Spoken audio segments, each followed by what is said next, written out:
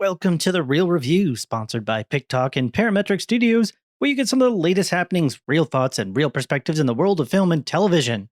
Today, we're going to be talking about Marvel's newest film, Shang-Chi and the Legend of the Ten Rings. Will Marvel's new Phase 4 Kung Fu film be a killer or a catastrophe? That and more on today's episode of the Real Review, so stay tuned. Welcome to the Real Review.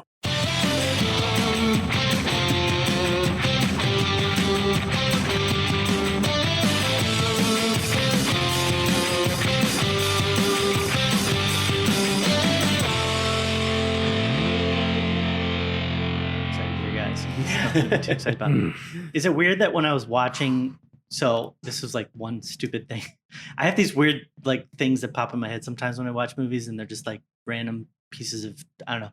The whole time I was watching the movie, I was just thinking there would be such a funny scene if they did Beyonce Single Lady at some point. You know, if you like it, you should put a ring on it. I don't know why.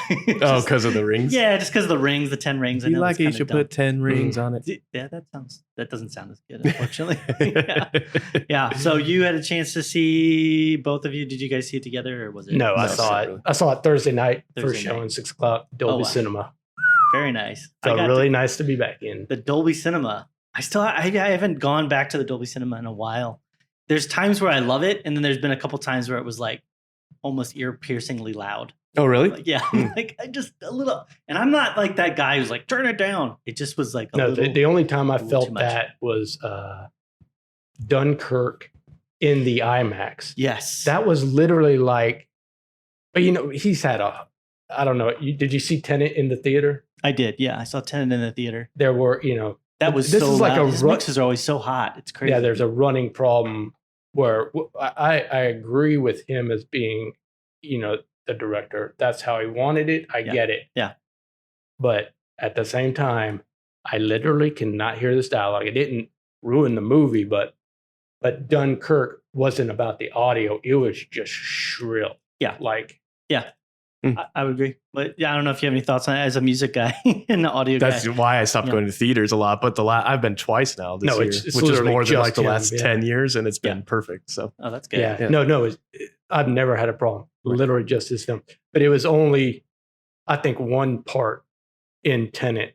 But I was like, are y'all real? I'm remembering I saw, I believe, Interstellar in the Dolby Cinema, and it was ear piercing. And it was like, I'm done. I can't take that level of volume. Those scenes anymore. I'm too old or something. Those scenes worked for me because how intense the rattling of the ship was, and I felt like you're getting that experience inside that ship as it's going. So, you know, if I can't hear that dialogue, I think that's actually part of the scene, you know. But when you're actually trying to run exposition, it was a boat race scene in Tenet where it was just like, what did he say? Yeah. But again, I kind of pieced it together. Not that big a deal. Everybody was just crying about it. But I'm like, it's not that big a deal. And then when you watch it at home, it's like, it's fine. Yeah. One movie that really sticks out to me, Dave and I went and saw Oblivion, the Tom Cruise movie. I mean, it's probably 10 years old at this point, but I remember that one, like the sound effects and everything were so loud and the dialogue was like a whisper. Yeah. It's weird when you have professional graded like films, professionally mixed, I should say, films, and then you have something like that. And then you start going, was it a style choice? Was it just a bad mix? Was it the theater? Was it like, how did all that translate?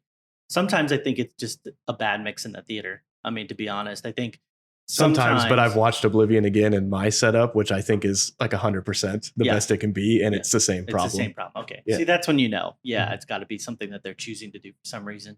I mean, I see things like that all the time. We talked about, you know, the Han Solo film, Solo, the lighting on that for me was like, as a person that pays a lot of attention to like cinematography and personally, and I just feel like you couldn't even make out at times, is this Chewie or Solo? Like the difference is only in the sound. I don't know why they shot it in such a dark tone. He's a real unique cinematographer. I cannot remember his name, but he's known for a couple things. But I really liked how Solo looked because it had a style to it. Yeah. Well, Dave does this really cool thing where you just put it in black and white, and then you can see all the contrast and the lighting. And all the. I know. I just shouldn't have to do that. No, I know.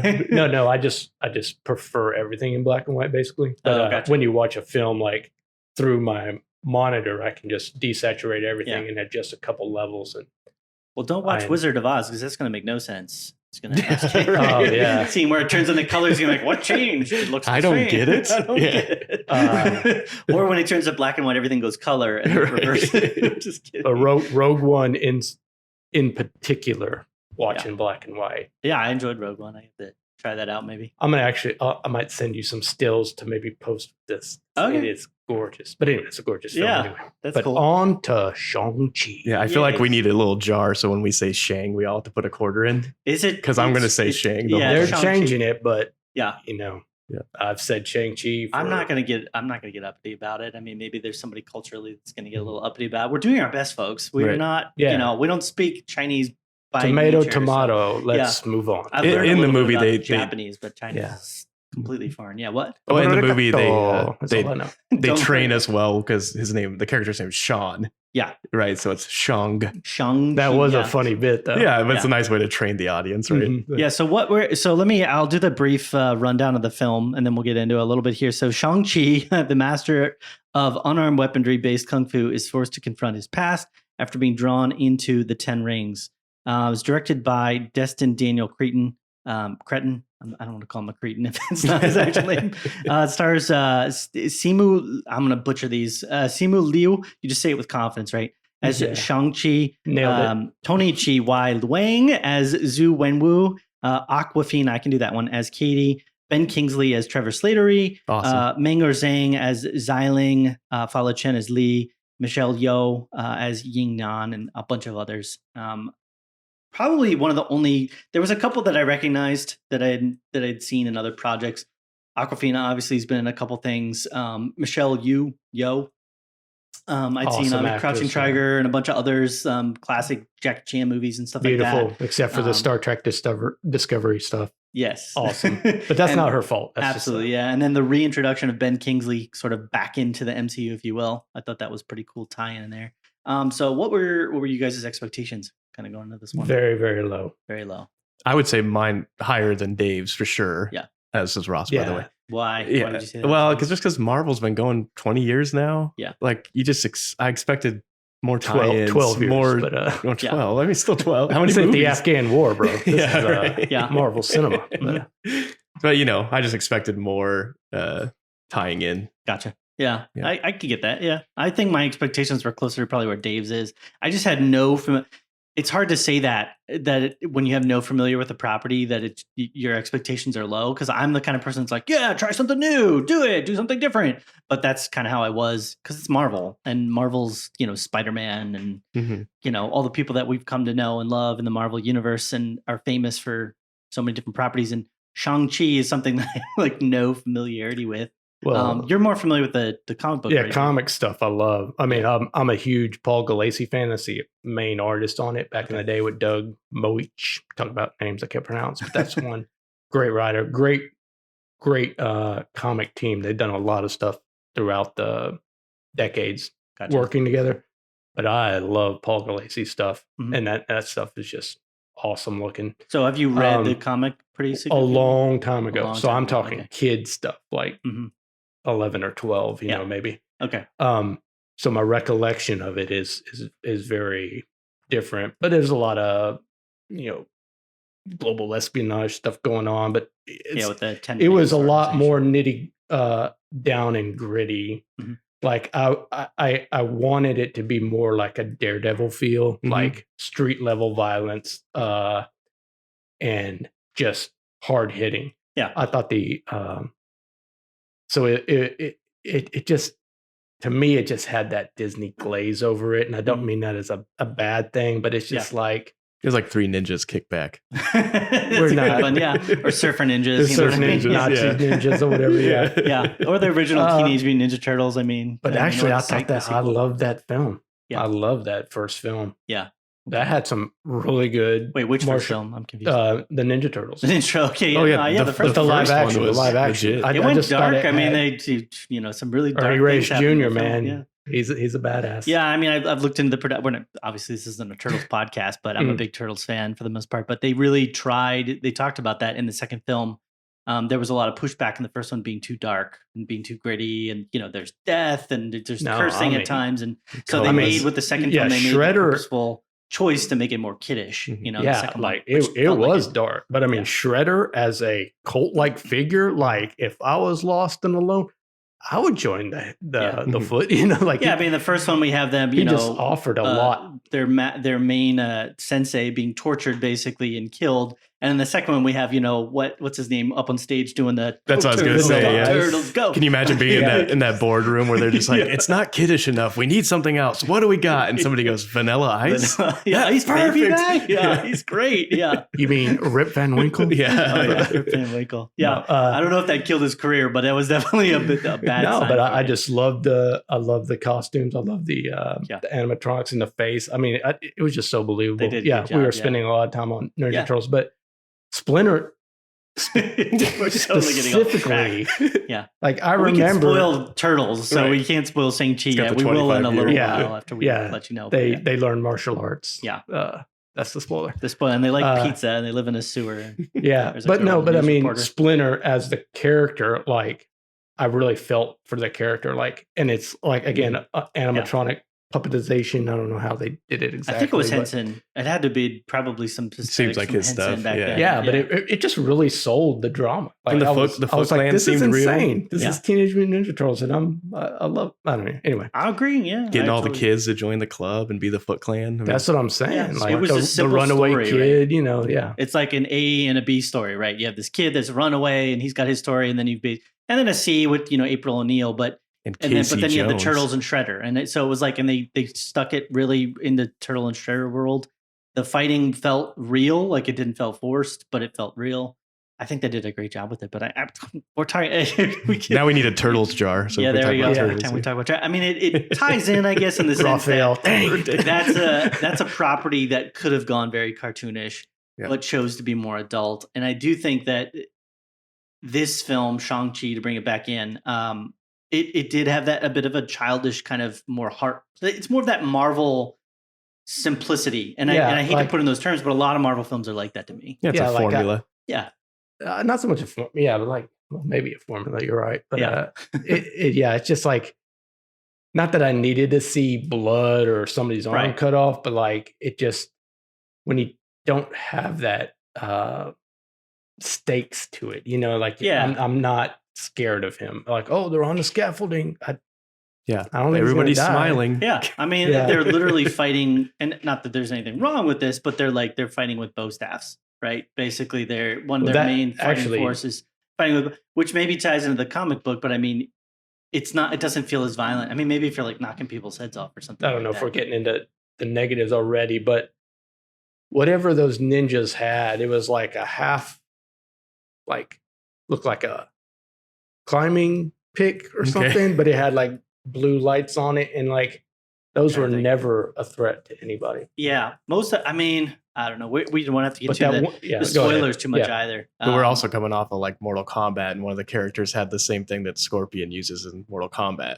Yeah. Right. The guy gets his arms ripped off, and I mean, it's a very violent film. So this is. So they just didn't know this is like the Nerf version of the joystick combination for that fatality. You know? I think what I was impressed by was the stunt coordination and the stunt cinematography.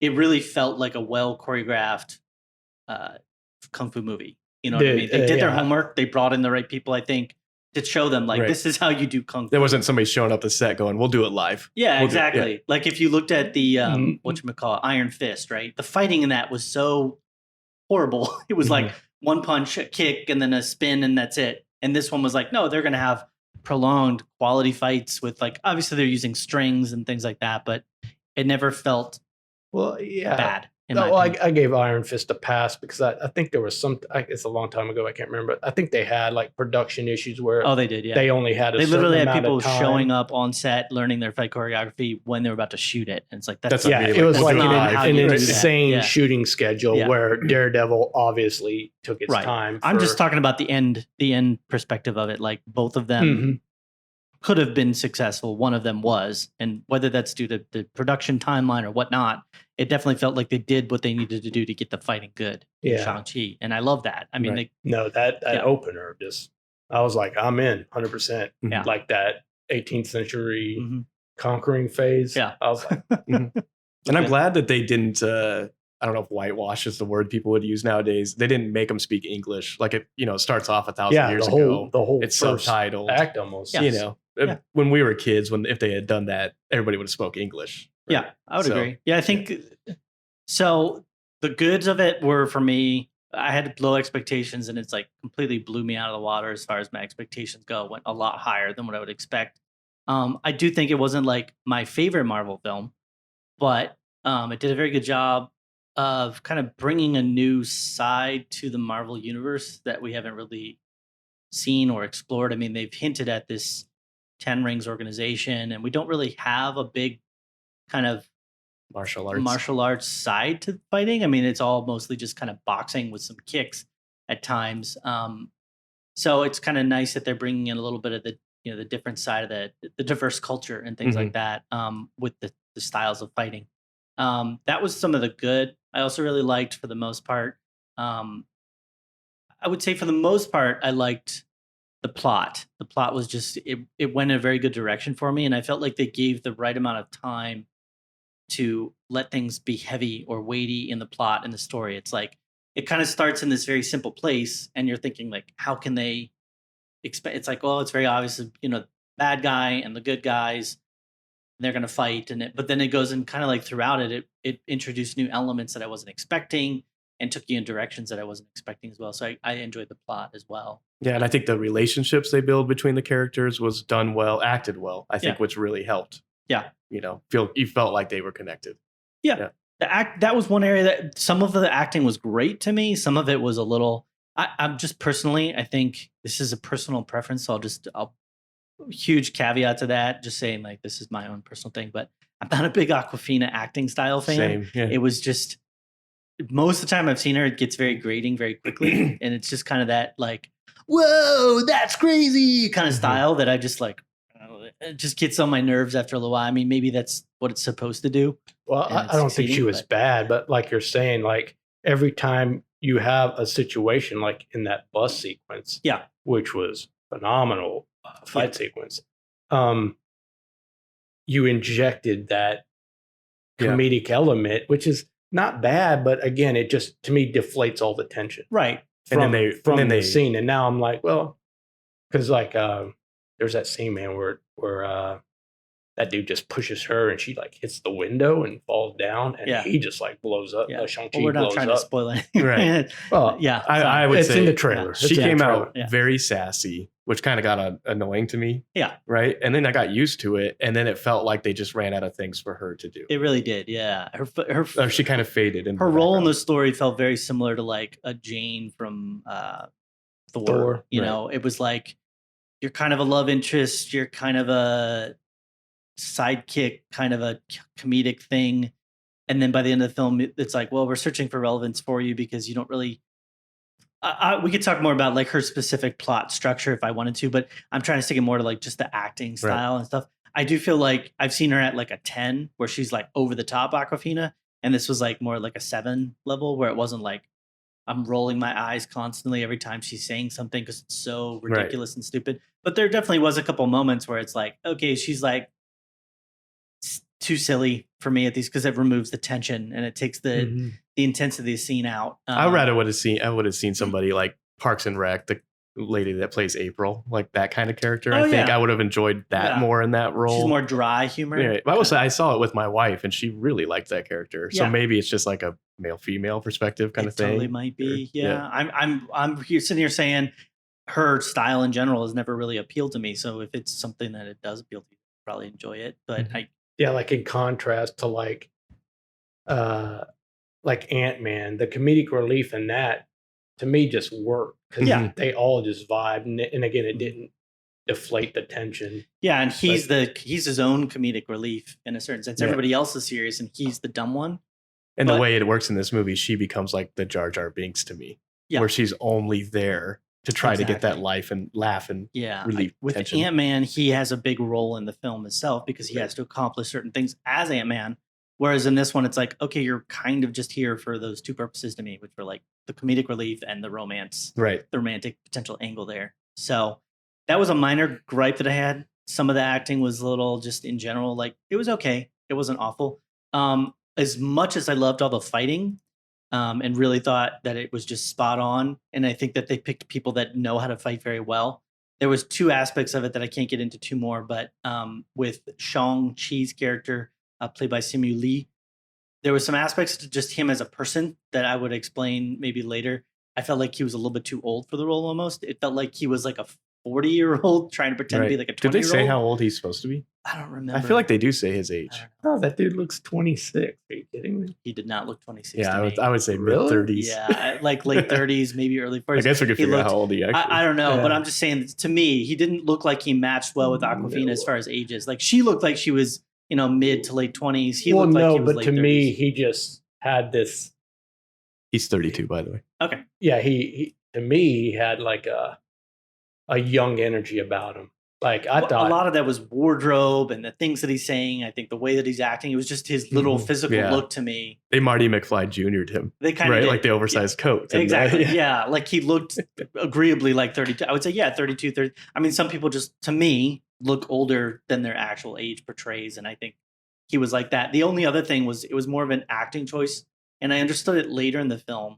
But with Tony Chi Wild Wang,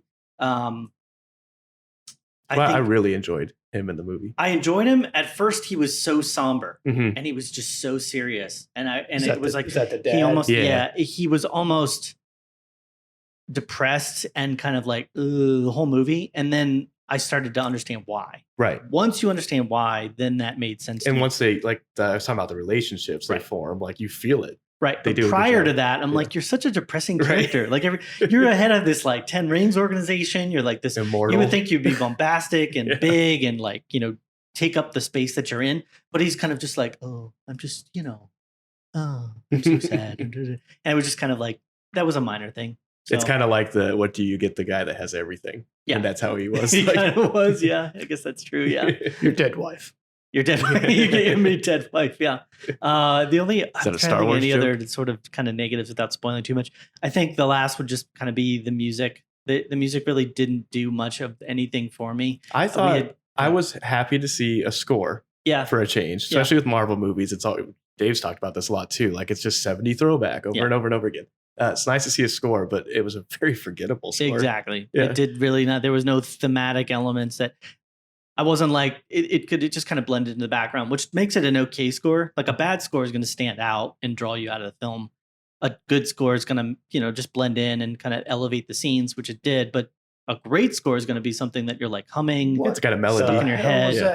Yeah. Oh, exactly. Yeah. It's and you're gonna like, oh, I'd love to hear that again in the next movie. And I hope they, when they show up in the next Avengers film, whatever that's gonna be, Yeah. they play it. That's something they've really missed out on, like Captain America's theme music. So when he shows up in a movie unexpectedly, they can cut to some version of that. Yeah. Yeah. They do use They probably do. reoccurring It's just themes. They do, not yeah. in various ways.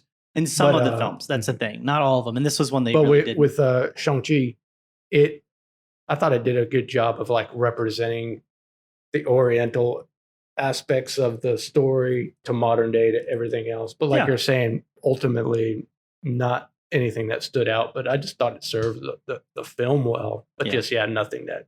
Right. I enjoyed the martial Yeah. arts. As a martial arts film, there's better ones. Yeah, Right. agreed. Yeah. Yeah. Ip Man. That's I don't know what if I you guys mean. ever watched I Ip actually Man. have that in my Ip Man's notes here. great. Oh, really?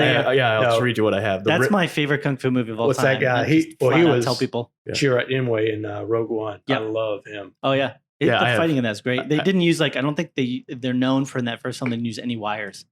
Wow. And it all feels very real. And the plot on it is amazingly good as well. So it's like one of those films, it's like this would have been a good film even without the kung fu. Mhm. But then they added amazing kung fu to Right. it, and it turns into a really good Yeah. story. Sorry, what were you gonna say? I was just gonna say, like, because you said Ip Man, I have a note of just like movies that I prefer the martial arts in. Yeah. I have The Raid. You seen that? Oh, I thought the raid was pretty good. Protector, Hero. Yeah. Okay. Hero's Another good Jet too. Li one called The One. Yep. I've seen And the then, one. I didn't like the one as much, but yeah. No, I like the Hero story was of a it great better. story. Hero was a great Hero's one. great. Yeah, the cinematography on that was just beautiful. Mhm. Now, It told a good story. you guys need to watch Kung Fu Hustle. I've seen Kung Fu Hustle. I love Kung Fu Hustle. That's That- actually one of my favorite Kung Fu movies as well. That's I've an got a few of them. amazing Yeah. homage to Asian cinema. I've Oh got a my couple God. that are like when I was a kid, Kung Fu had definitely made a comeback with like Jackie Chan and everything like that. So there's a couple that I watched that are very near and dear to me that like I watched with my dad and stuff like Rumble in the Bronx. Like that's one of my favorite of all time. That's a great one. Yeah, and so like there's some older kung fu that I kind of is higher up on my list. Some people might have seen. If you're listening to this and you've like never watched the old school Jackie Chan kung fu movies, I would just say go back and like go through all the start at Rumble in the Bronx. Yeah, in the 80s for me, when we had basic cable on USA Network on Sundays, it would be Kung Fu Theater, and they had all those classic ones. Those are amazing. Yeah, and not to toot my own horn, but I always thought to myself, because they did the wire work stuff. And I was like, this is like the 70s. And like, this is better than any action film I've ever seen. I was like, if they took these techniques and used them in a modern day film, which is what The Matrix did. Yeah. I was like, it would look amazing. And they did. I was like, damn, that was my idea. Right. I really thought that. Yeah. You called it. But like Joel said earlier too, in this movie, they did a good job of like choreographing all of it. Absolutely. Right. Mm-hmm. Yeah. It all felt. And the like actor they got, movie, what was Shang-Chi's name? Again, Simu Liu. Oh, Shang-Chi, Simu Liu. He was just perfectly physical for the role. Like the physicality, I believed him, you know, like the fighting I never questioned. I'm like, this guy's a skilled martial artist. Yeah. That bus scene was like a good introduction. Yeah. Let's move into like actual spoiler talk. Spoilers, if you guys are comfortable with it. I think we've talked enough about it without, trying to get too many spoilers in there. But before we do that, why don't we give what do you think is like a real rating? What would you guys give it on a scale of, like we did this? I'm going to be the lowest. So you want me to go first? Sure. I did last time anyway. Yeah. As a standalone movie, I'm going to give it 2 scores. I haven't even heard it yet, but how dare you? I know. I'm breaking the rules already. I'm going to give it 2 scores. As a standalone movie, I'd give it an 82. Okay. Right? Fair enough. Yeah. Yeah, it's fine. Kind of forgettable. As a Marvel movie, I'm going to give it a 76. Oh, wow. All right. Well, I want to hear more about that because that's really low. I know. Dang. Especially for you. That's why I wanted to give it 2 scores. I was expecting you to always be 76 out of 100. Yeah. Yeah. And then what was the first score? 82. Just as like if it was its own movie that came out. Just kind of plopped down. Okay. Yeah. And didn't relate to the Marvel. I thought you were going to do the A through F and then a number score. No. Carry on. I'm going to ask you to justify that, Ross. Yeah, I'm just kidding. How about you, Dave? Yeah. Mine are not that I thought it was a bad film, but it's like better than Captain Marvel, the first Thor, right on par with Ant-Man #1 or something. Yeah, the first. So yes, 75. Oh wow, you guys heard that's low for what I was expecting. I'm gonna be the high Marvel one. has really like knocked my expectations up. Okay, that's a lot lower than I was expecting. That being said, I think him in an ensemble cast of a bigger Avengers movie, he's gonna be badass. Yeah, agreed. I wasn't planning on breaking it down into 2 reviews. I'd say as a standalone film, I'd actually give it like an 86. Okay, I enjoyed it enough. It didn't go into the B+ range, but there was enough positive elements, and I really like kung fu, so I'd give it an 86. I think as a Marvel film, I would give it a little less. I'd give it like 81, maybe 82, but I don't think it came down into the sea level. I don't think to me, there's going to have to be something in particular that I'm pointing to and I'm saying like, that was really bad. Right. I don't know if it's a spoiler, I guess, but well, we can go into that. Okay. My knockdown for it would just be like, at this point, we expect more. Yeah. Like we were getting low-key TV series, where they're like tying in new stuff and old stuff. Agreed. Yeah. So if you're listening to this, you don't want anything spoiled with Shang-Chi, go ahead, turn the podcast off now. You've been warned. 5, 4, 3, 2, 1.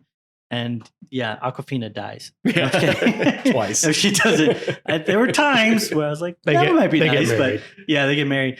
Well, I mean, not to be. And he uses one of the rings as the engagement. I have a comment on the getting married thing, actually. If we can just jump it off. Yeah. So the grandma says, "Are you going to get married?" When she meets, I don't know her name, Awkwafina. What's the character's name? Whatever. And he just says, "No, we're just friends." Like, wouldn't that be the perfect time to say, "Oh, I think of her like a sister"? That would have been perfect. Yeah, it would have been great. Yeah, it like sets up the rest of the movie. And then she could have constantly been more like, "Oh, I'm your sister," and like playing off of that or something. I don't know. Right. Yeah, I would agree. Wait, are you saying setting up his actual sister? Yeah, like because you don't know at that point when he says that, and it would have been like, "Oh, he's kind of compensating by like taking her into his life." Yeah, but I thought all that drama would have kind of pushed that friendship over the edge to like, wow. I don't know. I would have liked to have seen it as well. With the romance in particular, it was one of those things Not where I almost felt like but- they both could do better. Like they both could find somebody that probably fits them a little, like somebody that plays off of Awkwafina's quirkiness a little bit more, and somebody that kind of understands Shang-Chi's kind of seriousness, somber, like history, and is there to like kind of be there and comfort him. They both kind of just felt like we have to have a guy.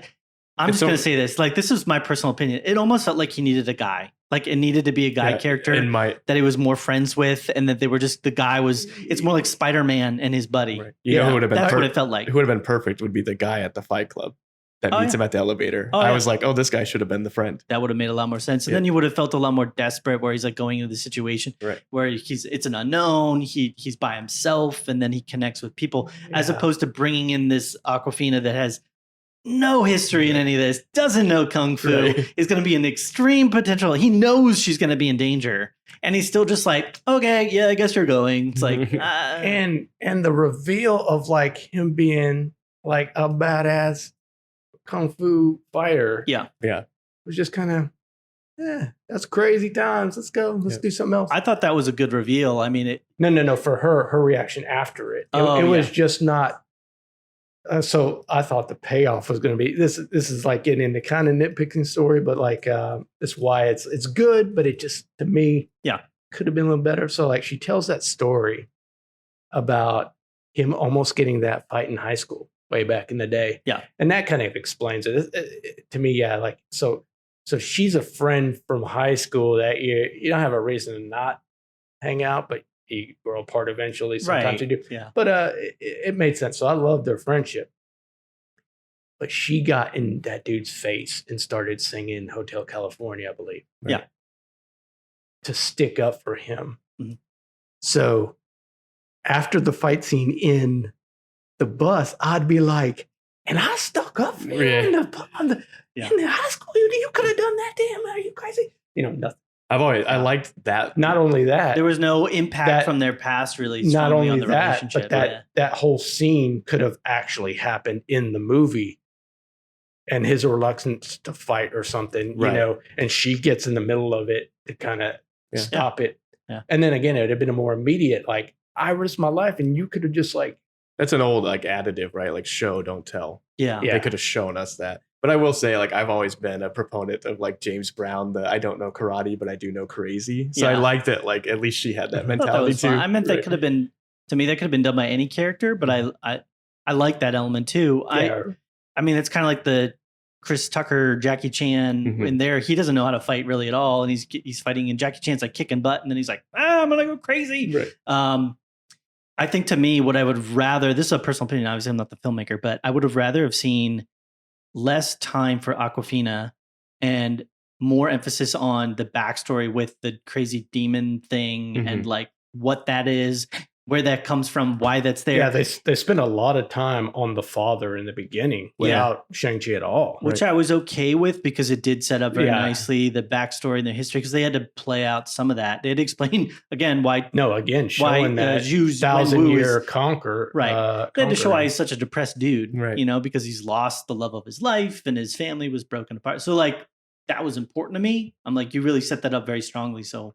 I wanted to pay off. But I'm like, you gave so much time to a character that personally I feel like is unnecessary to the story to be that significant, Awkwafina. And then fades away at some point. And then fades away, and then you try. It felt like they perfectly almost had to force her role into things, especially with the arrow, and it's give her little mini arc. And I'm like, I would have rather just had a less remarkable, less interesting character as a friend, and then spent much more time dealing with more important things, like a huge demon creature that's going to break out and take over the world, or the 10 Rings organization and things they've been involved in from the advent. I mean, we heard about them back in I think Iron Man 2 was it in like 2000, and Iron Man 1 in like 2008. So it's like they've been around for so long, and we barely just cracked the surface on the things that they've done and been involved in. So it's like, take a little away from maybe that character. I'm fine if it's still a girl that's their friend, but just remove some of their role and things. But they couldn't have done that, because then people would have been like, oh, you made this character and you put him in the film and they had no purpose and everything. So I think she takes away from a lot of the scenes where the brother and sister could have mended a little more too. There was a much more dynamic Yeah, I would have rather had more attention paid on the sister, which I thought was a way more interesting. There's one character. specific scene where he's like sitting kind of by a river or something, and he's thinking, and then the friend comes over, and that would have been such a better scene if it was with the sister. Yep. Yeah, you're right. And that would have kind of made the twist at the end, where she's sort of like now the ruler of the 10 Rings organization, much more impactful. Even though she has 0 rings. Right. Yeah. So the 0 ring army. Yeah. She's got I was kind of big rope organization. I guess the pointy rope. I thought it was kind of odd that they had that scene where he's like, I actually killed that dude, and I'm gonna kill my father. Right. Yeah, but like that would have been a much more impactful show don't tell moment. Mm-hmm. But again, I felt like they were trying to make it about Awkwafina and him. I think he did kill the person that killed. Yeah, he says he did. He did. No, in the comic. Oh, okay. Okay, but that would have been a much more impactful. Like, they've done flashbacks. Let's do a flashback here and show him show him like getting closer to killing that guy. Yeah, and then they don't actually have to show him kill the guy, but like show him go into the room, show him about to do it, or however he did it. Then you get the show don't tell. But again, I felt like they had to make it about the relationship between Awkwafina and Shang-Chi, and so it's like, well, we can't jump away from this. We have to keep it in this moment. But at the same time, another great scene I thought was when his father went to exact revenge on those people. I can't remember when it actually took place, but he was a small boy at the time. That was a great scene, yeah. And he was like, that was really okay with this. He's like, yep. That was, I was going to say, directed well, and that your focus the whole time is on the boy, but in the background, and he's witnessing it. Yeah, because it would have been so easy to be like, oh yeah, we just cut to the fights and then back to the kid, and they like the fact that they stayed on the kid, and then like that dodge away and the dude hitting the wall. I mean, like that was I like that. And to your point, I think that's where I've sort of come to expect more from Marvel. Mm-hmm. I'm expecting that level of depth when it comes to characters, that there's good and bad, there's a complex narrative that's formulated who they are and why they're there. I mean, that's such a difficult thing for him to go through, where it's like he lost his mom and he feels the guilt of that. And it's kind of this unspoken thing.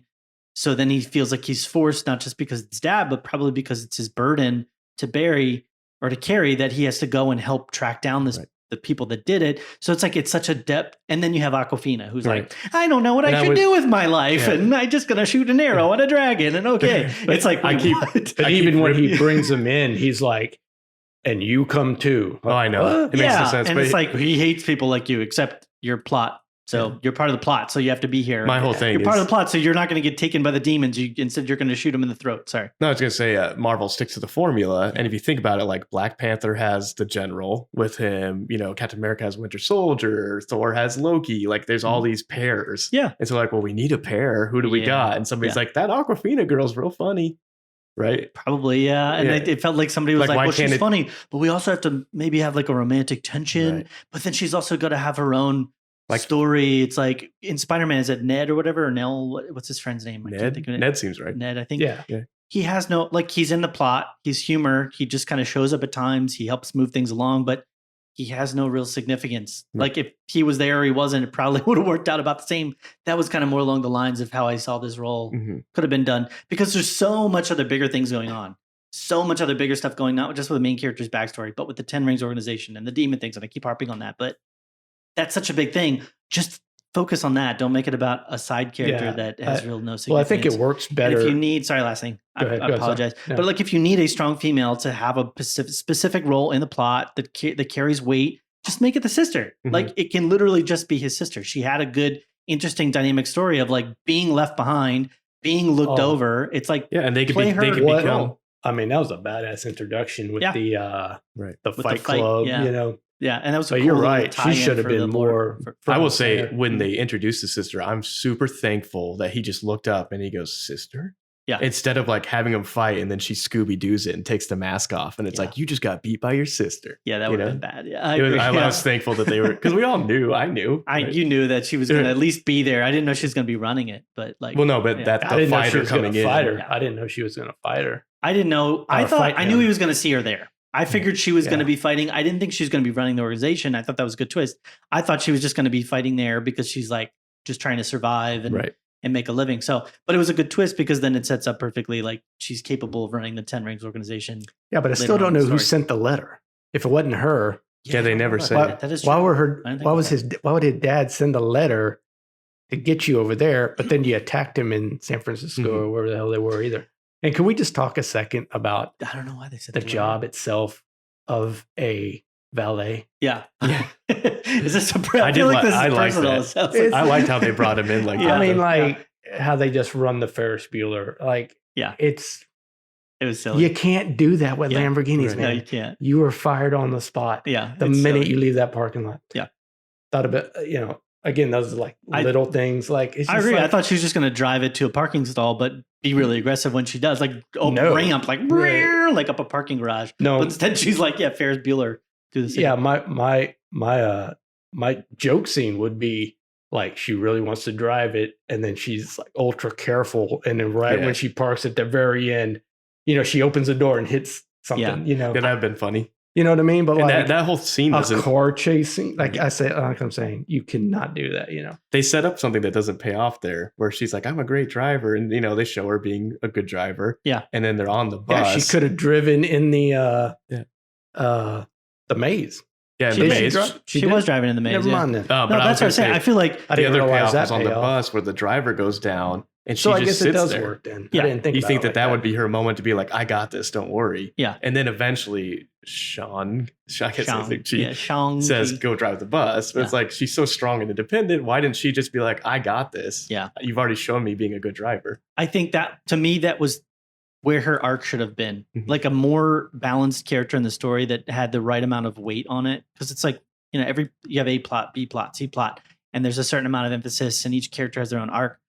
I think her character arc literally was she's a failure that's never really succeeded, and she realizes that she's really good at driving, and she becomes successful at that, and that becomes sort of her arc. She should have played a more that would have been when she got them through the maze and got them into the world. She still has a role as his friend, but that was her arc. I didn't need a whole subplot of her being a good archer or her being the love interest prospectively. Give those things to other people like the daughter or his sister or the backstories.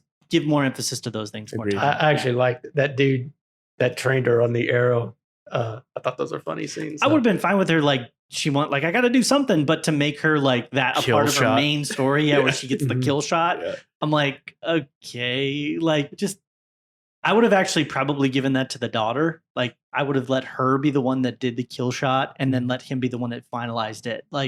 Because that would have re-impacted her significance in the plot, that at first she was so ticked off at the guy. She was beating him up, willing to let him die almost. And she came back, but she really was angry at him to the point now where she's literally saving him. Yeah, I think that would have been much more impactful. I agree with you, because then they could play them off each other, and he's the do-gooder and she's the negative one. But then they need to come together when they join the Avengers, and she needs to use the 10 rings to help her. And that would have made that twist at the end to me much more impactful, where she's she decided that she's going to, instead of just shutting it down, she's going to take over for her father. Right. It's that's kind of a betrayal.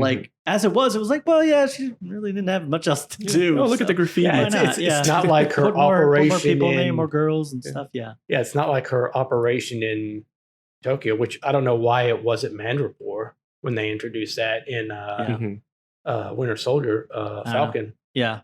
You mean Mandalorian? No, Mandrapore. That Asian seedy underbelly where they went in Falcon Winter Soldier. Yeah, I got you. Yep. Yeah, Mandalorian, Star Wars. Again, why miss that connection? You're saying, I mean, maybe this was filmed before Winter Soldier. No, I mean, there was an Asian city. It would have just been way more plausible to you want a seedy underbelly. Let's go there. It's again, that's always been funny to me, specifically in the Marvel universe, because I've always been okay, we have this force of fighters that are so strong and powerful. You have Tony Stark at the time, back then, you had Tony Stark, who's this insanely genius level tech guru that knows how to do pretty much anything, anything that you want tech wise, time machines with Bruce, and you can pretty much do whatever you want, right? And then you have the super strongest, you have a god, right? And you have Loki, you have Hulk, you have the strongest forces imaginable, yet you still have a city that exists that's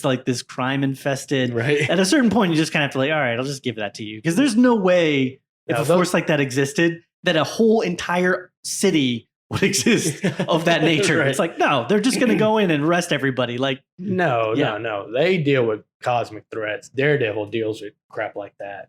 On a street level. Yeah, which is what I wanted. There's enough superhero. All I'm saying is like there's enough superheroes level. There's enough superheroes now of different levels, of different strengths and abilities, that cities like that existing and places like that existing just doesn't. You're not even stealing the handbag anymore. Yeah, I mean, exactly. Like that's just my personal opinion. Like if I'm Tony Stark, I'm gonna go, okay, we've got this amazing force of super strong baddies, and we've got lower level people that are in higher level. First thing I'm going to do is go, where in the world is like the most messed up, crime infested, bad places? Well, he kind of did, and I'm going to go there. He kind of did that in Avengers 2 with all the androids. I just would have gone a lot farther with it. Like there has to be, to me, an explanation why this has existed outside of the realm of influence of the superheroes for so long. That's a whole side point. No, I'm getting way too into the whole Marvel universe thing. You need to read Mark Millar's run on The Authority. Maybe I do. Yeah. I haven't read enough comic books. I did think it was a really cool tie-in with Abomination. We got Abomination in that fight. Well, I didn't understand the necessity of that. It was cool, but I just like the reason I thought it was cool is like we've had Hulk so long now without his own movie with what's his name? Can't think of his name, but like we have a new character acting as Hulk. He needs to have kind of his own film, and I'm thinking like maybe they're setting it up. If Abomination's coming back, then maybe we're gonna have I just saw Hulk it as like, but I thought it'd have been funnier if it was actually the amalgamated Hulk doing the prize fighting, because I thought he was doing it to kind of have money, Gotcha. He's still injured though, right? He's he had his hand. So he would be fighting with a sling on or something like that. I just saw it as like, but he was in his human form too. He wasn't the half Hulk. That was kind of weird. I'm thinking that because he hurt himself as Hulk, right? When he snapped, wasn't he the actual Hulk when he hurt himself? Yeah. So I think his arm's just messed up now. I mean, I don't know how they. But I mean, he went back to being. Right, he went back to being Bruce. I'm just wondering if how they're gonna play his whole story out at this point, because he's kind of like his arm's messed up. I mean, you had Thanos, and he wasn't able to fix his arm, and he was probably stronger than Hulk in a lot of ways. So it's like, how are they going to play? Like, how are they going to have Hulk with just a messed up arm for like the rest of all the Marvel Universe films?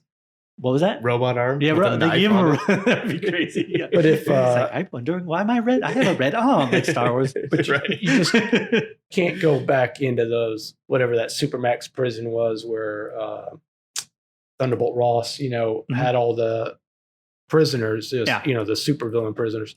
You can't just pull somebody out and then bring them back and like, I don't know. There would have been a bigger uproar unless it was facilitated in some way. The Wong cameo to me just felt like, well, we got to get somebody in the movie. I love Wong too. And we can't just wait for the end credits. They're like, setting up. So the Wong cameo could have been a lot better. When I found out about how they changed the end of WandaVision, so they talked about this. The original plan for the end of WandaVision, which I'm going to slightly spoil here. If anybody doesn't want spoilers, I'm not going to tell you exactly what happens, but I'll tell you what won't happen. You can. It's been 6 months. Yeah. So the original plan was they were going to have Doctor Strange actually show up and basically fight with Scarlet, and then basically that was going to be kind of like and that would tie in then to the multiverse of madness and the ongoing story. But they changed it last minute and they cut him out. I'm not going to get into it, but it was like for political reasons. And I get why they did it. It's that would have made Wong and Doctor Strange so much more significant into the events. It doesn't make sense to me why we're going so far into like this whole multiverse thing and stuff like that. And Doctor Strange has not been showed up part of it. Yeah. And there was maybe that's a part of where they're going with the story. Like maybe there's a reason that he hasn't been showing up, but it's weird to me. And there's a continuity error when he shows up in the fight pit. He has a shaved head. When he shows up at the end of the film, full-grown hair. Oh, well, he just did a spell. He did a ring on his head, and it... You, sir, just won the no prize. He's like Doctor Strange. He's like, use the time stone on my... Oh, there's no stones, I guess. So, yeah. That's worthy of a no prize. Yeah. So I'd agree on the base that I think this was a good film in its own merits, with the kung fu, with the overall... I really liked, again, how it started off with just a simple story about this kid, this guy, if you will, this full-grown man now. The very beginning, I'm talking about after that. And then basically it kind of evolves into there's this whole other world and there's this and I liked all that. I thought it was interesting, compelling. But I think the Awkwafina stuff was a little heavy-handed. Her role in things was a little heavy-handed. I think they could have also done what you said, which is to tie into potentially more of the original like Marvel people. Like there was no Marvel until the very, very end. It really didn't tie in. I think they talked about Thanos once. She said something about like, we live in a world where somebody can snap and half the people are gone when they were eating dinner. Yeah, they talked about a little bit. That was it though. And I mean, obviously the fact that it's the 10 Rings organization, which has been around since the beginning, is a part where it connects in, but it didn't really have any significance into anything that was going on. Well, I'm still better because, again, as a comic book fan, huge Iron Man fan. Yeah. That Bob Layton, Dave Michelini, however you pronounce it, again, horrible at pronunciations. Okay. Their run on that, Mark Bright, just awesome stuff. And Jackson Geis, that run on that was some of my favorite stuff. But them turning Mandarin into a joke was a huge mistake. Yeah, I think it played good in the film. Yeah, I laughed. It's funny in the film. In Ben the film, Kingsley, if you're not familiar with the Mandarin, it's hilarious. No idea he had this kind of comedic timing. He was brilliant. I liked him. Yeah. See, but he was a good comedic side character, whereas Awkwafina was like, "What? Why do you need two?" But I mean, now you've got two comedic side characters now. But I mean, talking about tying it into a greater Marvel story, if the Mandarin was actually introduced as a legitimate villain, that could have been the villain for Shang-Chi, tying it more to Iron Man. Yeah, I mean, they made Zhu Wenwu was the Mandarin, right? That's what they said. So but he goes by many Mandarin names. But they didn't do rings, actual finger rings. Gotcha. Which is why I think you're speaking on this to Awkwafina. But, you're speaking on this more from a familiarity with the comics, and I'm coming at this as like that's what I'm saying. But in terms of story, and I think my biggest problem with it as a film, and again, these are like nitpicks, but I just didn't feel like the villain was well defined. Agreed. Yeah, well, I couldn't even describe it to me right now. Nope. Yeah, the real villain of it. He didn't hate his father. His father didn't hate his son. The dragon thing at the end, they were still fighting each other. There could have been more of a cohesive moment where they all three bring together. Okay. Yeah. And I just didn't feel like, Dad, it's not her. Like, yeah, you're right. Let's go get some takeout. Let's go get some Jack in the Box, hang out. We'll catch up. We haven't talked in a while. Make us some ramen.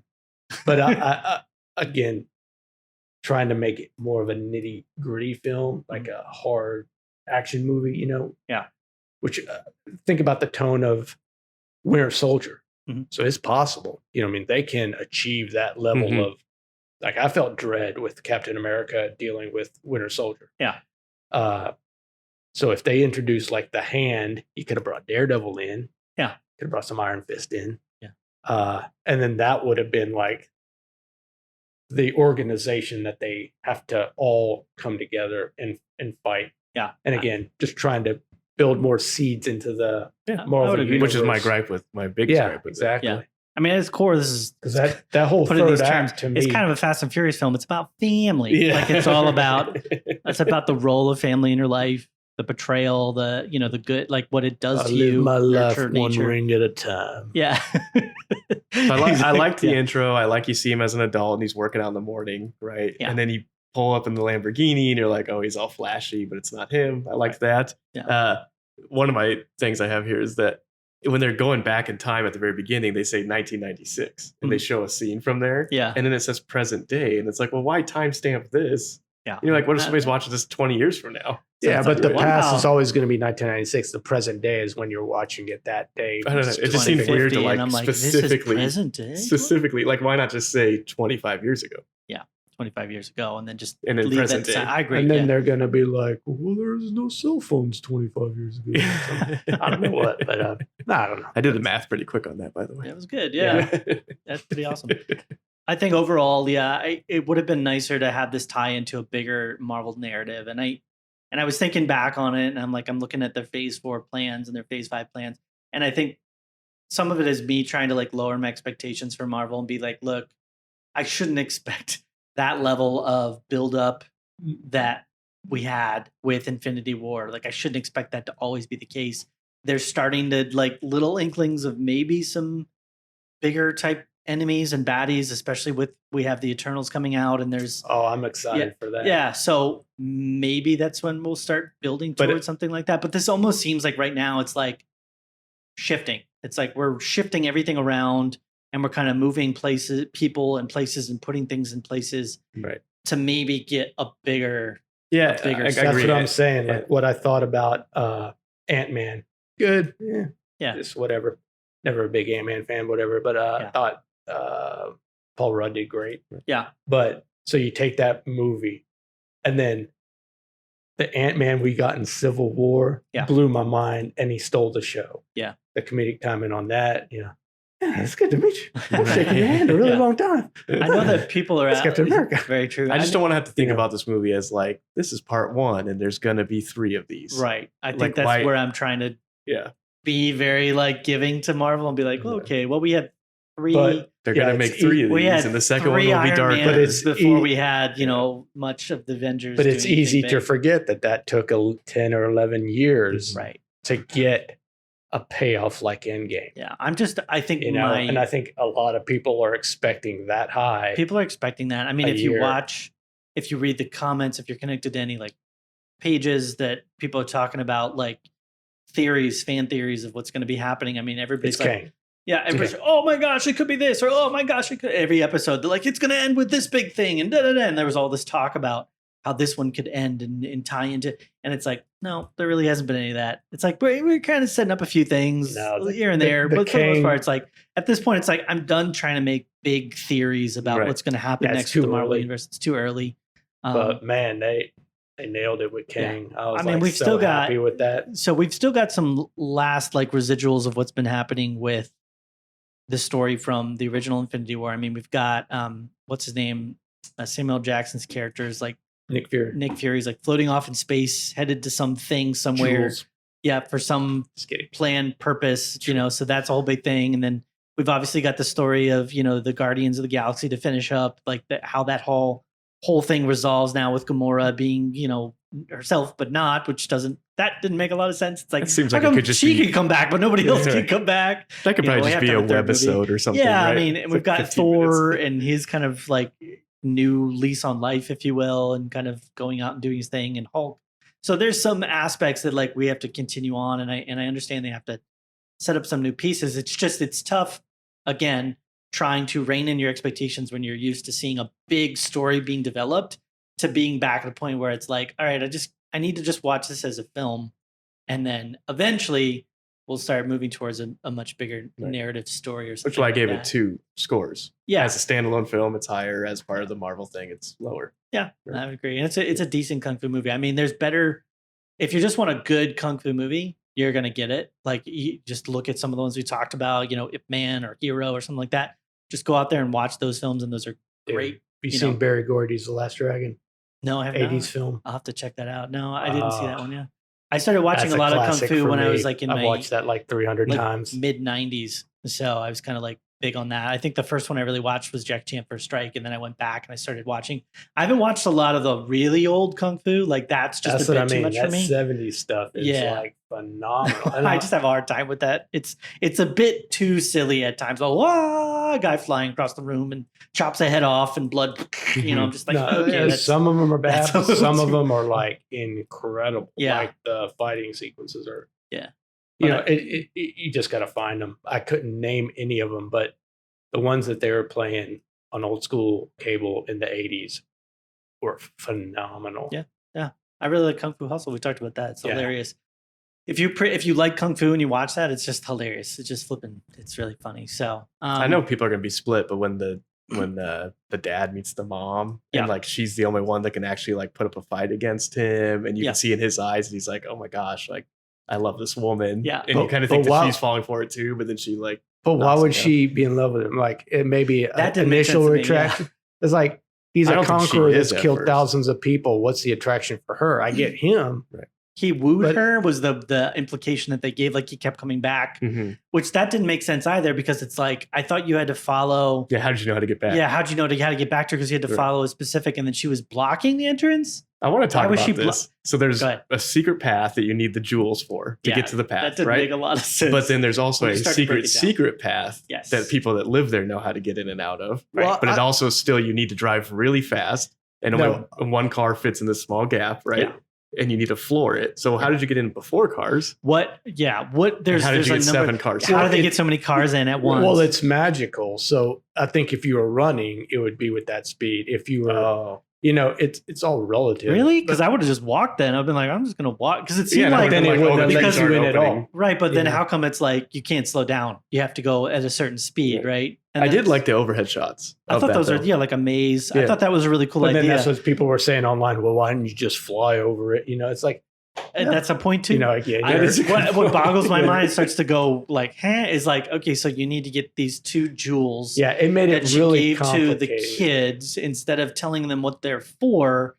So you're saying to me that the mom set up a dragon statue? Oh, I thought you were talking about that. Basically, if the 2 kids decide on their own to, without any knowledge of it, stick the gems in the dragon's eyes, then a water pattern maze and show you which date and which time you can do it. I'm like, wait, who set this up? Or you could just hope that the creature gets loose from there and just knows the secret way. Or Trevor the actor will explain it all to you. That's where I was like, did you like hire a contractor to come in and set up like a water feature here? Like what? It's really nitpicky of me too, but there's another line where they're sitting down to dinner with their friends. Postcard. Like, where did the postcard come from? Right, yeah. And this is why it's like lower on my ratings. But anyway, go ahead. No, it falls in the same line as a postcard where they're talking. He says, "Oh, when we met him, he could barely speak English." Yeah. And it's like, one, he doesn't even have an accent now. And then 2 minutes later, he's like, he speaks 4 languages. Yeah, seriously. It's like, well, how did he have a hard time? They say he struggled to learn English, right? Yeah, absolutely. Did you struggle to learn all 4 languages then? It doesn't make any sense. And get rid of your accent? Somehow he knew. Rosetta Stone. Yeah. That's all you need. It just needed to be like some sort of tension there, some sort of joke. And the thing about, are you going to get married? I know I have my preferred answer, but they still never address that again. Yeah.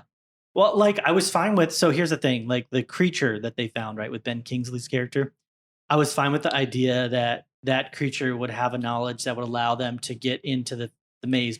I will say how Ben Kingsley, other than just movie magic, was able to understand the thing. Right. Again, was like, okay, whatever. But like I was fine with the idea that would lead them. But I thought that was going to be, it would take them in a separate path, like a different type of path that was more treacherous and more dangerous, and it required more skill. But instead, it's like, no, it's the exact same path. It's just he's telling them how to do it instead of them having the knowledge to get 7 cars. Right. When I saw 7 SUVs pull up, I was like, how did you do that? Right. Like, that's just insane to me. And the end battle is like, you only have 15 men. Right. It would have been funny if they pulled up in like a giant trailer and like all these guys poured out of one. Right. Like, you're all just like laying on each other. Ben Kingsley character, I thought, was somehow on another plane of existence to the rest of the world. He must have been. So I think he was able to tap into that type of magic. The other thing that gets me, like the marriage line and the learning languages and stuff, is like, hey, your mom left you these outfits. Yeah. They're matching but different color, and we're never going to talk about them again. When did she go do that though? Right? When? Like, why? Yeah. Are they special? She's like, are they just hand sewn? Honey, I know, we're having a good time. I got to take a trip. Right. I'll be back in a few weeks, because they said they kicked her out, right? And she was not allowed to come back anymore. But they corrected that later, right? And they said that it wasn't that. They didn't want him coming in. Right. But either way, she chose to leave because she wanted Were they to made out of dragon scales? I mean, his was red, but hers was white. It was really rubbery. Did she send them a letter? I didn't like the look of it. Maybe she sent a carrier pigeon and said, "Here's 2 outfits I designed." Yeah. When did she ever make outfits? The chance that my kids ever show up here again. And how is she in armor? And then when he put it on, it's like the sleeves just go up to his shoulder, his elbow. They were and honestly I was like, underwhelming. I was like, what? Why wouldn't it just go? Oh, and then he gets the rings at the end, and now the suit looks great. They didn't really make a difference in the story. Like, it didn't unlock any specific power that I could. No, it wasn't like Black Panthers that absorbs hits or any of that. It was more of just like the family crest. It was like, I'm wearing the family crest sort of thing. Like Boba Fett and the Mandalorian repainted his outfit before they had the final battle. Yeah. It's like that could have been an end reveal at the end of the movie. Oh, imagine if I knew you since you were 6 and I said, I'm going to sew an outfit for you that's going to fit you perfectly when you're 32. That would be amazing. I'd try. I wouldn't fit. I'm sure. I'm fatter than you would have ever expected. I'm sure. No, I'm kidding. No, it's just that doesn't really make a lot of sense. Other than we're again, Fast and Furious. We're family. We're family. And again, where are you getting these rubber polymer materials. You know what they could farm? What they could have said, because they showed magic. the daughter wearing the green robes, like the mom was originally. Yeah. Why not say there's magic in the cotton we grow here, and when we sew it into our clothes, that's what gives us the ability to control the wind. That would have been fine. Yeah. Like something like something. that. Yeah, it's just something simple. Or they have a creature, or the dye we use. They have a creature that releases like a magical silk or something like that just allows them to do something like that. I mean, where did they get all those little scales? They said they got it from the dragon, but does he just like float up every once in a while? I was like, here, have some scales. Yeah, like, and does that dragon live under the lake and he always comes around? Because nobody was shocked to see him. Nobody. They were all just like, hey, look, it's the dragon. It was like, I don't know. There was a lot of aspects with it that just kind of. That whole third act just turned into a fantastical movie. Yeah. I like the way it looked. The fight was great. But again, it wasn't the like fantasy a was villain. Fun. It's like a big dragon. Like it is good, but like I'm saying, I wish they had a more grounded villain that they could focus on. Yeah, had an agenda and had common enemy. Well, I think if that creature had motivations had like talked, or we had like had a moment in the beginning of the film where they were fighting that thing, and you actually saw them stick it in the cave. Or something like that, then it would have been like, okay, this is a real dynamic. And it wasn't Fin Fan Foom. That really bummed me out. Yeah, that would have been an easy tie-in, right? Yeah. I don't know. But he's part of that alien race that to their has credit, a Ten Ring power. I think almost with any film, you're going to find, if you really start to break it down, things that are like, but they did a great job of leaving the focus on the A story, the main plot. It's like resolving the main conflict between the father, the son, and the daughter. That's what I mean. It was good. And so the focus was strong enough there that you kind of are able to just go push that stuff aside. But that doesn't mean that these aren't things that are wrong. It's like cinema sins, right? If you go through and you just pinpoint all the things that don't make sense, you're going to find a bazillion things, which does at a certain point, and this is where I'd agree, at a certain point, it takes the film quality and the experience that you're having to a lower level. Yeah. If that takes you out of a film. In my opinion, like if the things that happen in a film are so non-fitting, so just grossly bad and stupid and don't make sense that it takes you out of a film, then it's bad. But if you can accomplish it and it doesn't really take you out of a film, then I got and that's bored. where films are so difficult. I got bored once in this film, which is pretty good for me. My mind wanders, but it was like they were on the highway and they were fighting inside the car to the people outside. And I think maybe it was just too soon after another fight, and I was just like, another fight scene. But it was pretty quick, so But the film, I didn't feel like it was too long to me. Yeah. So here's another one that I was like, what? Okay. So at the Fight Club, they're trying to escape. They go outside the building and the scaffolding's made of bamboo. Yeah. I was like, is it? I was wondering if that's common there. Yeah, I don't know either. I'm saying like, is it just for decoration, or were they doing some renovation? I didn't get a good look at the bamboo. Entire building was covered in scaffolding. Yeah, that didn't make a ton bamboo of sense. scaffolding. They showed it from before they even when they were outside, they were about to go up. They showed an outside high up shot or a low angle shot that kind of showed that they were still building it. I just didn't know why it was bamboo. I mean, you could have had like some type of. I'd be curious if that's like just what they do there, like in the U.S. I think they just wanted to tie an Asian feel to it, or whatever. But I would use spaghetti sticks if I was still Italian scaffolding. You should maybe make something a little stronger, especially if you're like some rebar, 30, 40 stories up in the air. Yeah, some like actual tied down metal or something like that. I thought that was a cool fight. That was the best she acted, hanging off that bamboo, I thought. Oh, Aquafina? Yeah. Yeah, I thought so as well. Yeah.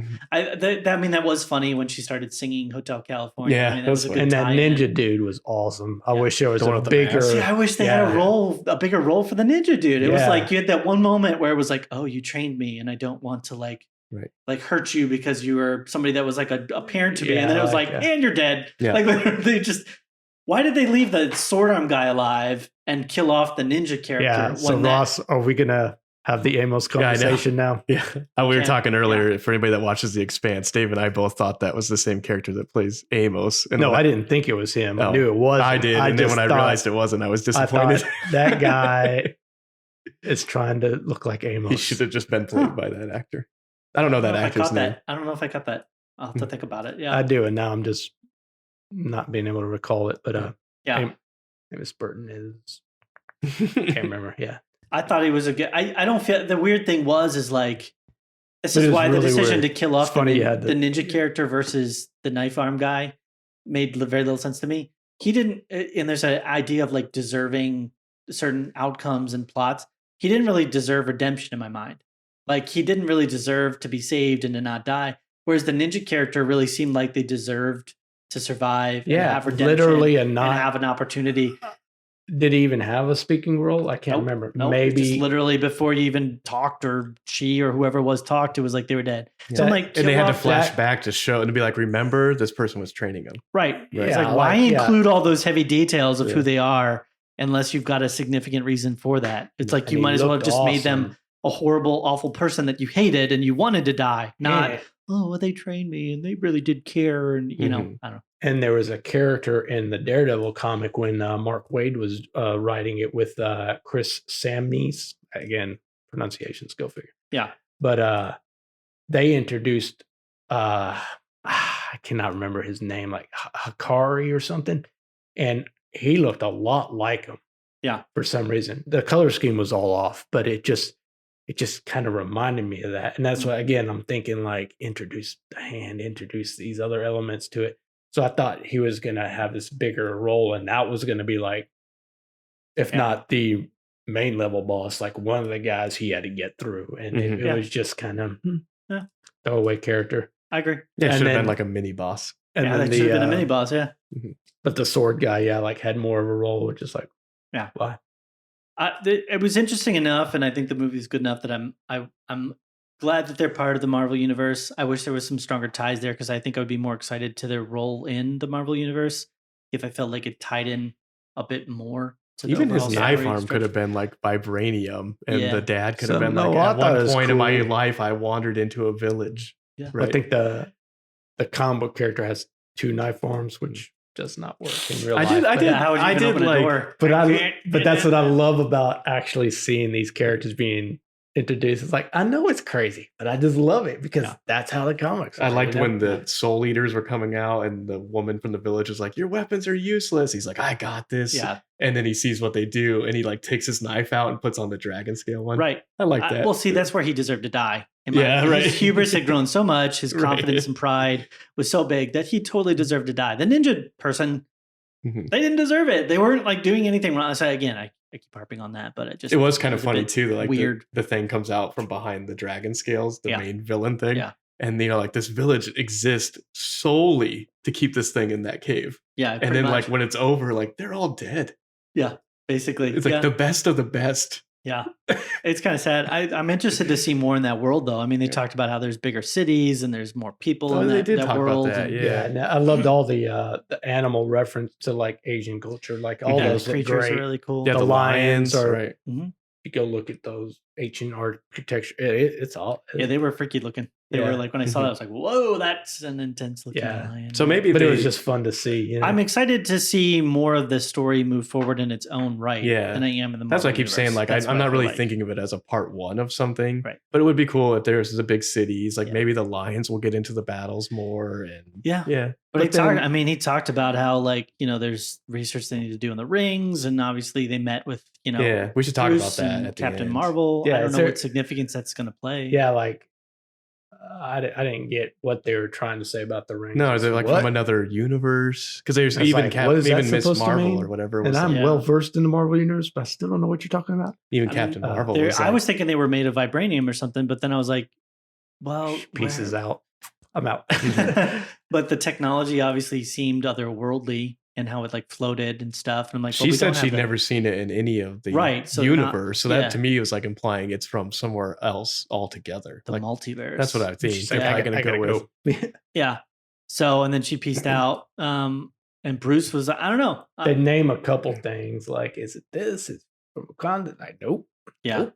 Yeah. And again, and they said it's sending off a signal, right? Why, what? They said it was sending off a signal. It was sending off a homing signal to something. And I would think that would be something to do with the Eternals, maybe. That's what I was, Well, again, it's like an alien race or something. Because we're going to have Galactus. Maybe we'll get Fin Fan Foom next Fin Fan Foom installment. They might be introducing like Galacticus or something like that, or some big... not like that. No, Galactus is like a Thanos level. Right, but that's what I'm thinking. Like maybe he's... I don't know. We'll see. I mean, there's people talking about Mephisto being a part but Fantastic Four is coming. And if Galactus is not the villain in Fantastic Four, that's going to be a big waste. Yeah. I mean, it probably, But I still love Silver Surfer in that second Yeah. We've got a lot of Fantastic Four movie. We've got to introduce the X-Men at some point. Like that's a whole big thing that they haven't really introduced. I don't know how they're multiverse. Yeah, the multiverse. I mean, there's still so many things. I don't know if you guys are watching the What Ifs. Yeah, they're great. Yeah.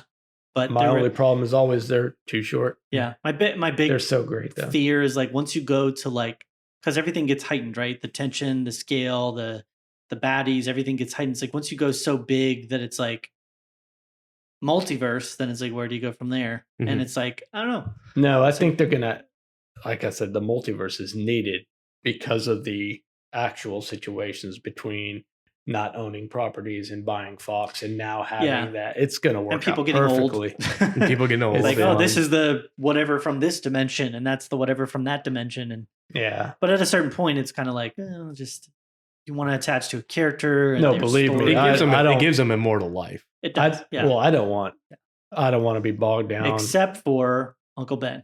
Yeah, he's the only character. Do you think they'll show a Spider-Man version where Uncle Ben isn't dead, like some multiverse? I don't think they've ever done that in any. There might be a what if actually. There might be a what if, and then, but of course he gets snapped right after. Yeah. Right. So Spider-Man becomes evil. He starts. He joins with Thanos, or no? I guess he would hate Thanos. So yeah, he wouldn't do that. But that's funny. Yeah.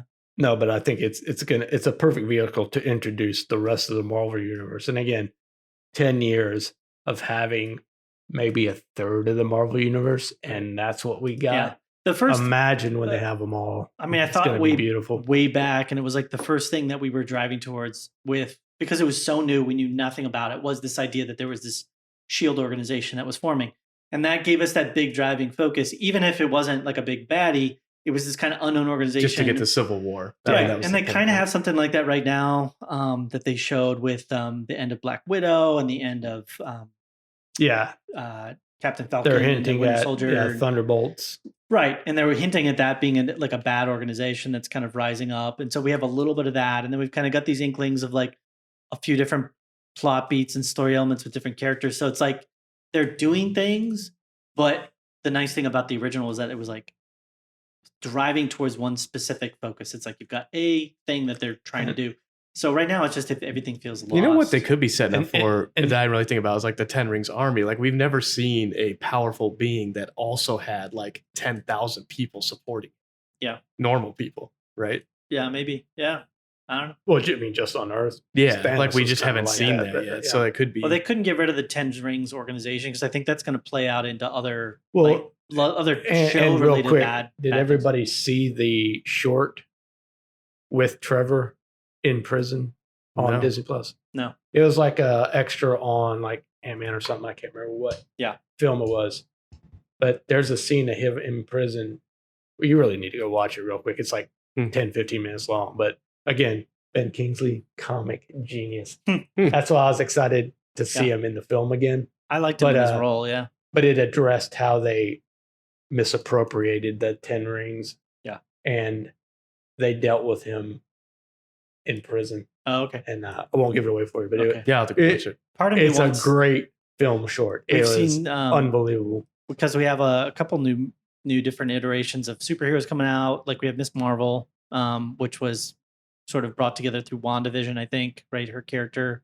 And then we have what's her name? It's going to be in Hawkeye that came out from Black Widow. Yeah, the daughter. And then we have the Eternals that are going to be showing up. Part of me was thinking they better set up the Sentinels, man. If they gave Ben Kingsley a superpower, like somehow it would be hilarious. But give him just like a really dumb one that really doesn't do much of anything. Like Captain Planet, he's Heart.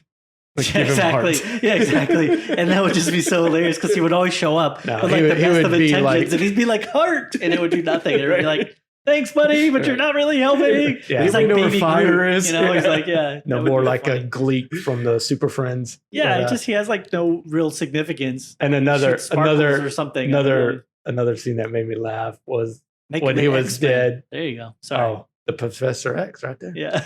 He could actually pull that off.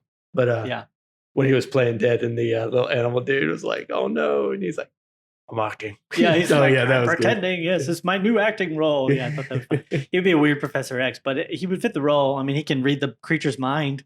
They can understand. I like that too. They're like, "What is that?" And he's like, "What? That right there? You can see it. You can see it." He's like so excited. I thought I was crazy. Yeah, I thought that was really good too. The whole thing. All right. Well, we've talked a lot. We're over an hour here. Any final thought? Anything you guys wanted to specifically get to that we didn't talk about? I would just say, if you've seen all the Marvel movies, of course you're going to see this one. Yeah. It's to me, it's forgettable, but that doesn't mean you should skip it.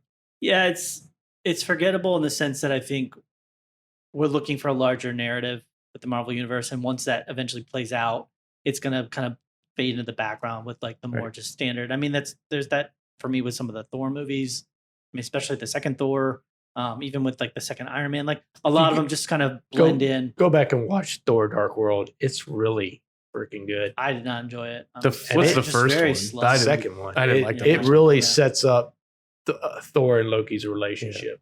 I think for that reason, it's great in the bigger narrative story that it drove. Like, which we haven't seen what this is going to lead to. I just don't know why it gets so much hate. But again, when you compare it to... honestly, just felt like Jane was being forced into the story. I think most of it is kind of boring for me. And I think a lot of that hate probably comes from when it was the most recent film. Yeah. Kind of like how this is the most recent film. But we might see in 10 years, and then the third really comes out did bring stuff together. Yeah. Right? And then Taika Waititi just blows it out of the water with the third one. And we'll see. Yeah. I mean, I'm still on board with where Marvel is hopefully headed. I'm more of just kind of I'm just kind of like lowering my expectations overall. No, Loki. With what I'm expecting. I was kind of like, whatever. Like you're saying, I'm going to see them all anyway. But like, am I excited I am about Infinity War? I don't think I'll ever feel that again. Yeah, me neither. And then going into Endgame and then getting that payoff. Right. But I don't think I'll ever feel that again. But if they can do it, it's awesome. But I never expected it. I remember when Iron Man came out and you got inklings of this bigger idea to eventually have an Avengers. I'm like, good luck with that, Hollywood. That ain't going to happen. Yeah, we all expected it to fly. That's what I was thinking to myself too. Like you said, 10 years, like these people get old. I was like, how are you going to get an actor to commit to X amount of films for 10 years? Yeah. First it was like money. Yeah, money. First it was like, well, apparently you can't really $50 million a movie. You can't really do a serious, superhero movie, right? Like they have to be a little bit cheesy. You can't do that. And then we had the basic beginning of like with Spider-Man was still a little cheesy, and then you start saying, oh, you can have a successful run of non-Spider-Man or Batman or Superman related superhero films. Then it was like, but you can never do like a large ensemble where you like bring all these characters together. That's just going to be too chaotic. There's just too much. And then I was like, oh, and they did that. It's like, oh, well, you can never like kill off. I mean, I don't know how you're going to end this. There's no way that you could end this type of run and make it successful. They need to be, well, I think they're going to do it with the television series, but it doesn't really look like there's a lot on the slate to introduce new stuff like Young Avengers. I could care less. Yeah. Stuff like that. But taking movies like, so with one Guardians movie, you introduced 5 characters or however many, you know what I mean? Well, actually a lot more. Yeah. Into that universe. So like stop having just a Doctor Strange movie or and I think they're doing it now with the characters they have, but all these movies need to start bringing in everybody like they did. Yeah. Like look at Civil War, awesome film. Yeah. And you introduced Black Panther. Yeah. Yeah. I did want to say too, like, I know I've said a lot of negative things about this film, but I know I don't feel like Disney is phoning it in. I still feel like they treated it with respect and they did what they thought was the right choices. It doesn't feel cheap. A cheap, low budget thing. Right. There's like in my mind, there's kind of 3 stages when it comes to any type of creative IP. Usually it becomes a new thing and an exciting thing, and that's probably the longest arc. And then it gets to the point where it's starting to fade. So they start to try and force inject into like the story more relevant things or more interesting things that are like happening right now. To reach a younger audience. To reach a different audience and to do things differently. And then eventually get to the point where they start to like make parody style, where it's like, oh, you were expecting this, but it's actually that. And it's going in a completely different direction. And we're playing this for a different. And now that's kind of like right. And that's the last whispers of I mean, that's like, in a sense, when you've run out of a story that you feel like you can tell something, I think that's kind of where it goes. That's the beauty of it being Marvel Studios. You have a wealth of classic material. And I don't think we're even in the second We've already stage. had like we're kind of, in my opinion, we haven't even dipped 5%. And now we have like space sci-fi, we have technological, we have mystical, we have mythology, looking for Greek mythology, and now we have martial arts, right? Yeah. So like it'll eventually have to go down that path and be sad when it does, but I don't think we're quite there yet. I think we're just kind of it's just we're kind of at like a lull before a potential new big storm.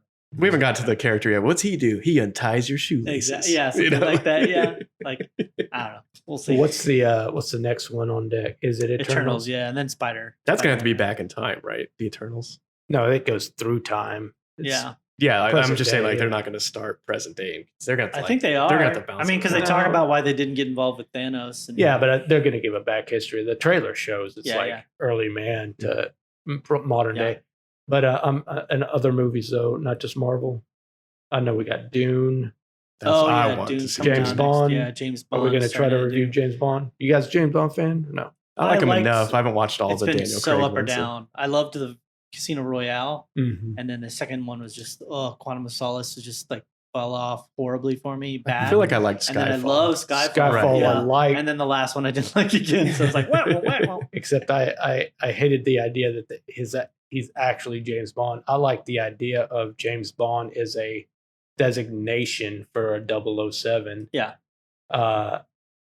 So it can be different actors playing it. Yeah. Sure. But they actually said no. He's actually James Bond. James Bond. So in real life, he is James Bond. But it would have been great to have. Hey, James, how's it going? James Bond. Have a history of all the other 00s. It makes it easy for a woman to be James Bond or other else. But everybody in that, the new trailer looks incredible. So I'm not supposed to talk about this because I'm not allowed to legally. Did you sign a non-disclosure? But I saw a Jurassic film the other day. It was quite a Jurassic level. I don't know if I haven't seen the last one. Does Chris Pratt still in it?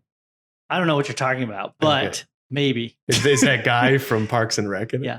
Star-Lord, there might be somebody from Parks and Rec in it. There might be somebody from, I don't know what else, Lady in the Water, I think she was in it. It was an interesting ride, and so that's another big one. Bryce Dallas Howard? Yeah.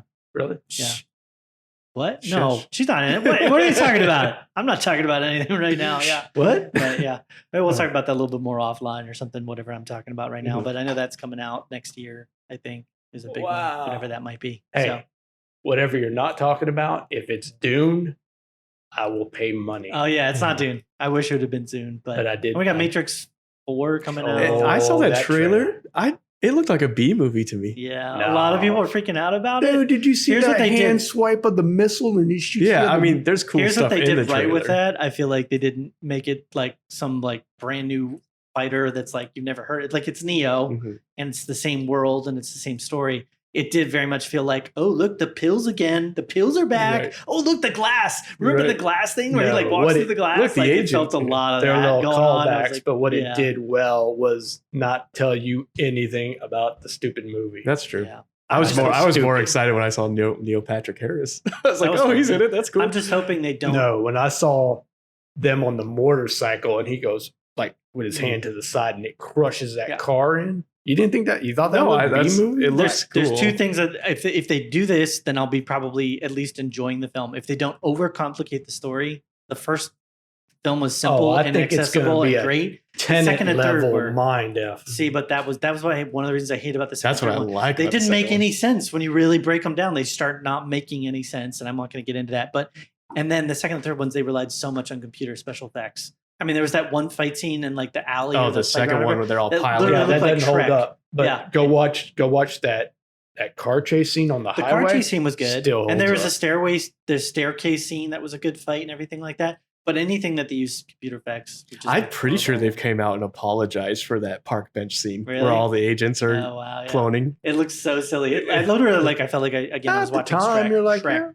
At the time, it looked like a video game. Now it looks like Shrek. Yeah. It looks like, so like that scene where literally it's the reason I say that is because like in the original Shrek movie, they literally do the Matrix scene where she's like parodying the Matrix. And I was like, now it looks like they're parodying the parody of themselves. Like I was like literally laughing at. I like the original. I really like the Animatrix too.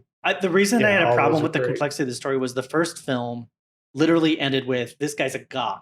Neo is a god. He can see the Matrix being written and alter that. He can stop bullets. He can fly. He can fly into people. He can bend walls. He can do all this crud, right? He is a god in the Matrix. And then the second film comes around. They're like, no, he can just do the same things you saw. He can fly and he can stop the second bullets, one, the whole point he's is really fast. He's not the one. He's one in a million. Right. And it was just like, what? He's been there in that same moment so many times. But that was like not the prophecy. It doesn't make sense. It was the prophecy. It's just has happened before. I know, but again, no, the prophecy the is point of the part first of film, the Matrix program. It felt by the architect. It felt very like phony and very written in. It's like, well, we got to progress the story somehow. Maybe it's just like see, everybody was turned off with the architect conversation. That didn't make any sense. That's when my mind was blown. That's when I liked it too. We'll go back and watch it now. Maybe you're older, but it makes perfect sense. Or at least go watch Will Ferrell do that part. They created their early versions of the Matrix. Yeah. Didn't work because it was a utopia. I totally get done it. Yeah. And they created more flawed version and everything like that. And